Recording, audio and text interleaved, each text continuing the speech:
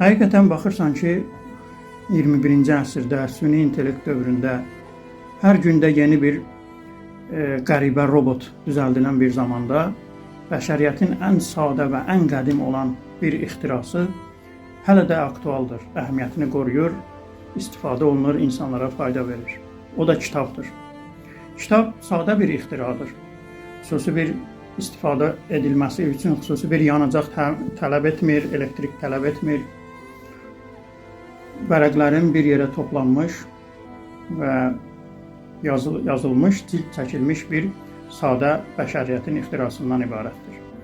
Amma kitab hələ də gündə ixtira olunan, hər gün ixtira olunan, yenilənən bu texnologiya dünyası ilə rəqabət aparır və bu rəqabətdə üstünlüyünü qoruya bilir.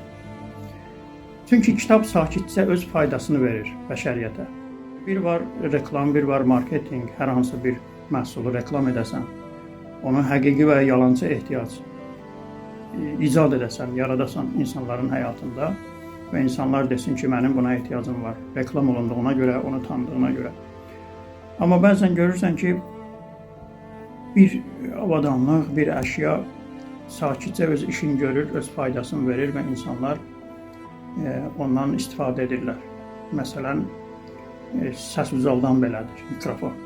Mikrofonu bugünə kimi heç bir yerdə reklam etməyiblər. Eynək, çox sadə olan eynək heç yerdə reklam etməyiblər. Çünki o öz işini görür, sadə bir ixtiradır, bir qurğudur, bir vasitədir.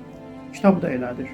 Kitab insan zehnini, insan düşüncəsini genişləndirir, insan dünya görüşünü genişləndirir və uşaqdan böyüyə insanda təfəkkürün, düşüncənin düzgün şəkildə işləməsini və nəticələr çıxartmasını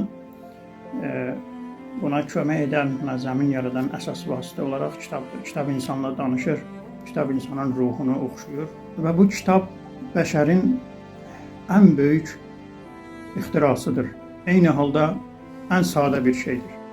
Bütün deyək ki, elektron vasitələrə, onların olmasına baxmayaraq, planşetlərə, kompüterlərə, yenə də insan kitab səsini öz mənəvi ehtiyaclarının içindən çıxarda bilmir.